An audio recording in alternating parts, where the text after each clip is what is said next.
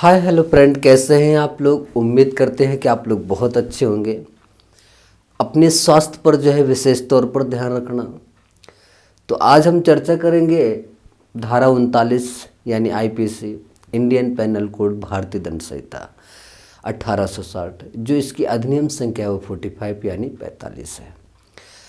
तो आज जो हम चर्चा करेंगे यानी 39 जो आईपीसी की धारा, तो इस पर चर्चा करने से पहले जो है आपसे निवेदन है कि हमारे YouTube चैनल एक लॉ जुडिशरी सक्सेस पर जाकर आप लोग जो है लाइक शेयर एंड सब्सक्राइब करिएगा और कमेंट के साथ बेल आइकन भी दबाइएगा, जिससे कि हम भी जितना भी हम पढ़ाए वो आप तक अगर भेजना चाहें तो उसका नोटिफिकेशन सबसे पहले आपको मिल जाए, और जिससे आप लोग कॉपी पेन लेके बढ़िया से इसको स्टडी करें यानी कि अध्ययन करें और बहुत ही अच्छे एग्ज़ाम के व्यू से बहुत ही बेहतर होगा।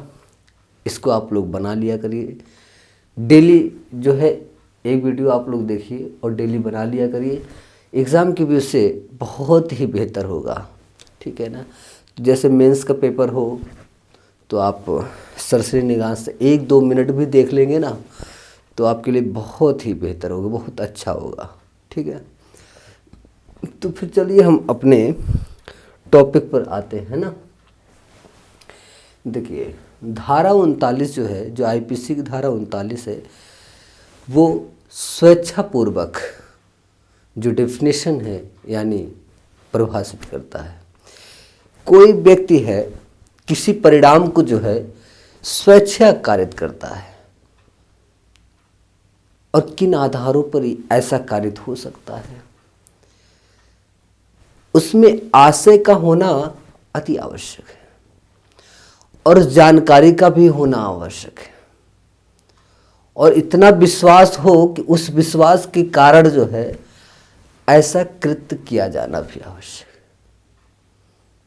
तो और इन सब आधारों पर देखा जाए तो जिन साधनों के द्वारा ऐसा कृत्य कारित किया जाता है, ठीक है।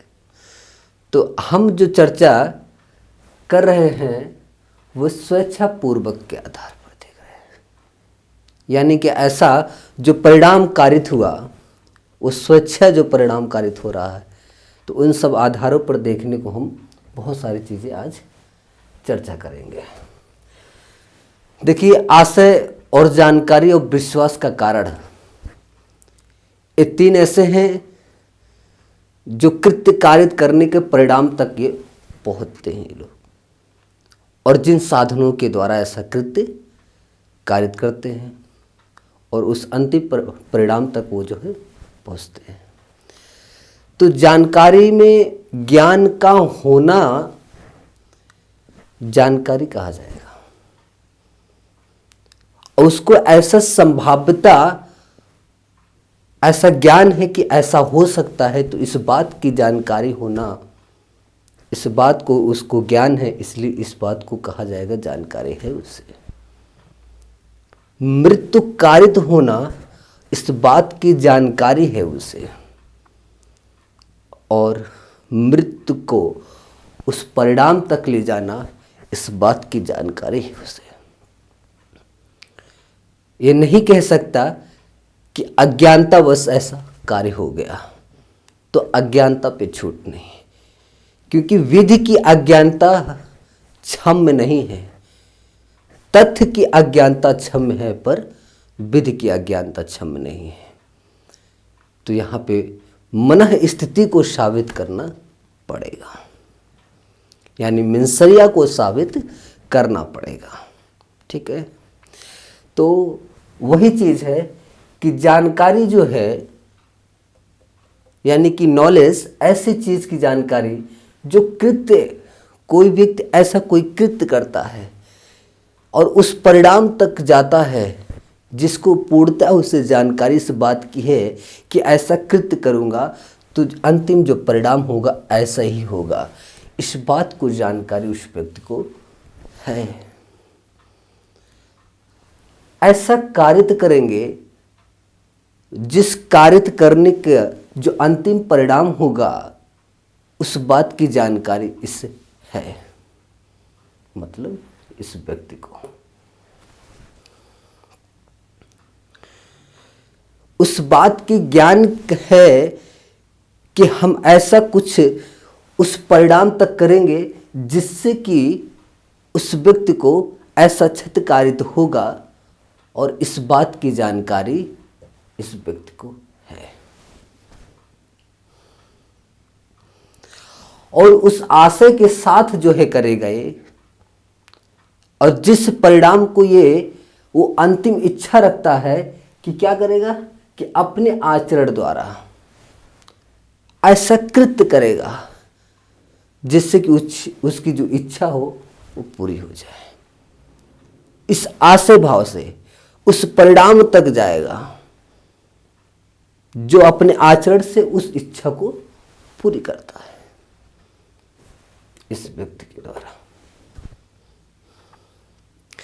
उसे इस बात का विश्वास है कि वो पूर्ण उन परिस्थितियों के आधार पर वो ऐसा होगा, यानी कि आएगा तो ऐसा मैं कृत्य करूंगा तो अंतिम परिणाम ऐसा होगा, कृत्य कारित होगा जो अंतिम परिणाम। ये बात इसको इतना विश्वास है, बिलीव है उस रीजन का, कारण का, कि जब अंतिम परिणाम ऐसा होगा तो ऐसा हो सकता है। तो ये देखिए आशय क्या हुआ, जानकारी विवक्षित होता है आशय में। किसी परिणाम द्वारा अपने आचरण द्वारा क्या होता है, कारित कर देने की इच्छा जो होती है, यानी इस व्यक्ति में इसके जो आचरण होता है ना, उस आचरण के द्वारा ऐसा कृत्य कारित कर देना और अंतिम परिणाम तक पहुंचना इसकी इच्छा होती है।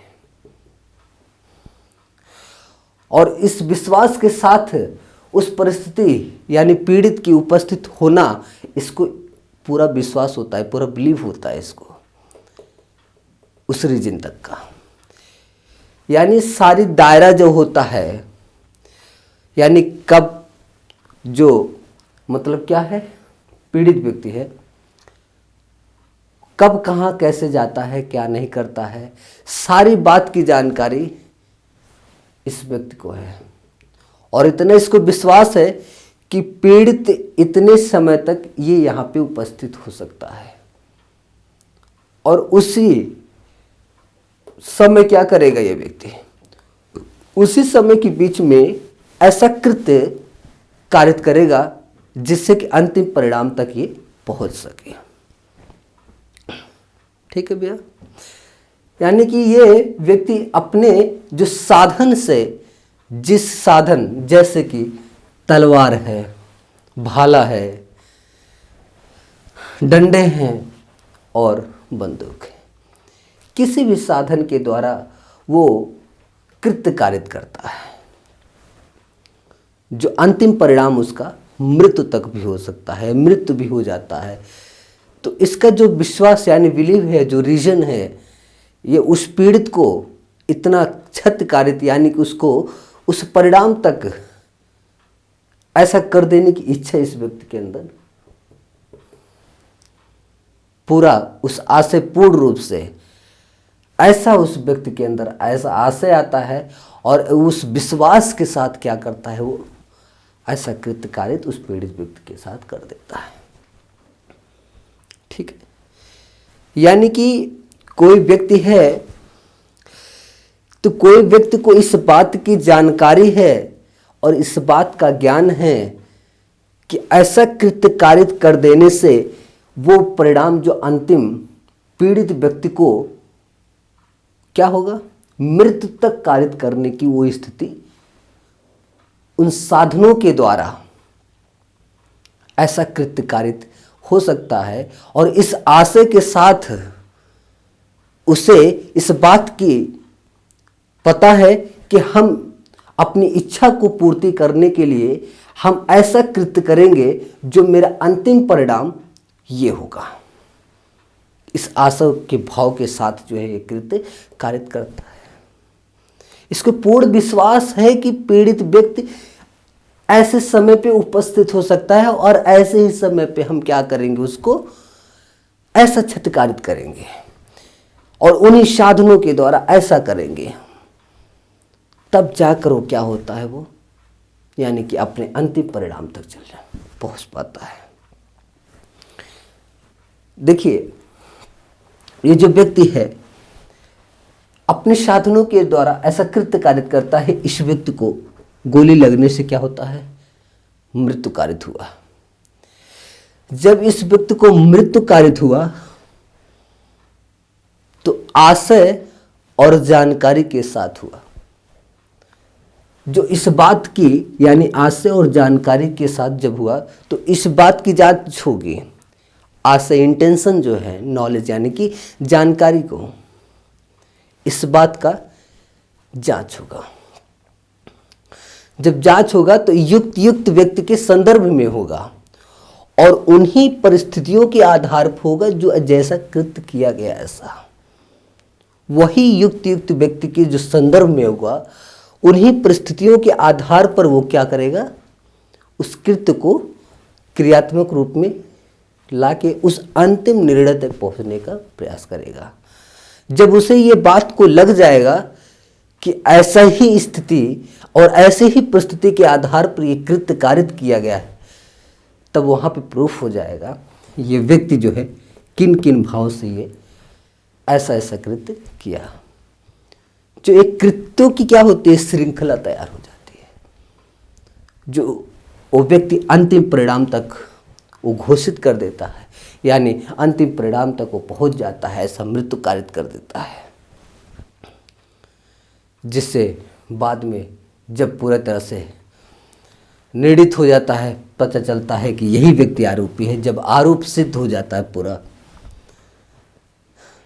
तो आईपीसी के आधार पर ये व्यक्ति क्या होगा, दंडनीय होगा। ठीक है, हमने ये चीज़ जब देखा तो बहुत सारी चीज़ें निकल के आई कि ये व्यक्ति के अंदर आशय का होना और जानकारी का होना और इतना पूर्ण रूप से इसको बिलीव है रीजन का, और जिन परिस्थितियों के आधार पर उस पीड़ित व्यक्ति को ऐसा क्षतिकारित किया जा सकता है और ऐसे समय पे वो आ सकता है, वहाँ पे उपस्थित हो सकता है, तब जाकर ऐसी स्थितियों को कृत्य किया जा सकता है। आप हेतु और आशय में आप अंतर भी देखिए। हेतु और आशय में, आशय क्या कहता है, उसने ऐसे कैसे किया है, उसने ऐसे कैसे किया, इस बात की जांच जो है आशय में होगा। तो किस अपराध का आवश्यक तथ्य हो सकता है, जब ये जांच होगा तो यही निकलेगा किस अपराध का आवश्यक तथ्य हो सकता है। इसका तथ्य, उसका जो फैक्ट है वो पता चलेगा, जो ऑफेंस यानी कि जो अपराध होगा। अब हम देखिए हेतु में, उसने क्यों किया,